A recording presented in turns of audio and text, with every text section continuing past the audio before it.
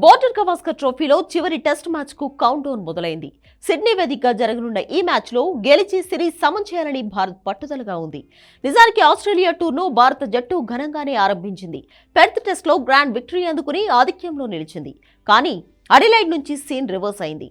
అద్భుతంగా పుంజుకున్న కంగారూలు వెంటనే సిరీస్ సమం చేశారు.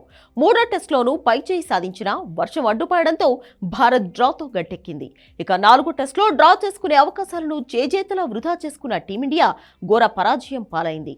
దీంతో ఆస్ట్రేలియా 2-1తో ఆధిక్యంలో నిలిచి సిరీస్ విజయానికి చేరువైంది. ఈ టూర్లో బ్యాటర్ల వైఫల్యమే టీమిండియా కొంప ముంచింది. అంచనాలు పెట్టుకున్న ఏ ఒక్కరూ రాణించలేదు. సీనియర్లు కోహ్లీ, గిల్, పంత్, రోహిత్ శర్మ పూర్తిగా నిరాశపరిచారు. జైస్వాల్, రాహుల్ పర్వాలేదనిపించినా జట్టుకు విజయాన్ని అందించలేకపోయారు.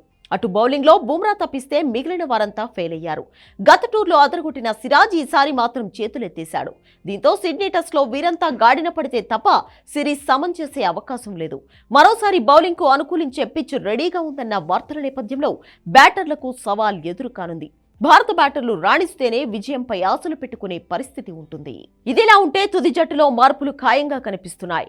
ఆకాశ్దీప్ స్థానంలో హర్షిత్ రాణా రానుండగా సిరాజ్ ప్లేస్ లో ప్రసిద్ధ కృష్ణకు చోటు దక్కే ఛాన్స్ ఉంది. అయితే చివరి టెస్ట్లో రోహిత్ శర్మను ప్లేయింగ్ 11లో చేర్చుకుంటారా లేదా అని ధృవీకరించడానికి కోచ్ గౌతమ్ గంభీర్ నిరాకరించాడు. పిచ్ను పరిశీలించి తుది జట్టును ప్రకటిస్తామని చెప్పాడు. దీంతో రోహిత్ ఆడడంపై సందిగ్ధత నెలకొంది. ఆస్ట్రేలియాతో సిరీస్ తర్వాత రోహిత్ భారత టెస్ట్ జట్టు కెప్టెన్సీని వదులుకునే అవకాశం ఉంది. అలా అని వెంటనే రిటైర్మెంట్ ప్రకటించకపోవచ్చని జాతీయ మీడియాలో కథనాలు వస్తున్నాయి. అటు రోహిత్ లేకుంటే గిల్ తుది జట్టులోకి రావచ్చు. అలాగే వైఫల్యాల బాటలో ఉన్న రిషబ్ పంత్ను తప్పించి ధ్రువ్ జురెల్ను ఆడిస్తారని భావిస్తున్నారు. మొత్తం మీద సిరీస్ను సమం చేయడమే లక్ష్యంగా తుది జట్టు కూర్పు ఉంటుంది. కాగా ఈ మ్యాచ్ గెలిచి సిరీస్ను సమం చేస్తేనే వరల్డ్ టెస్ట్ ఛాంపియన్షిప్ ఫైనల్ రేసులో భారత్ నిలుస్తుంది.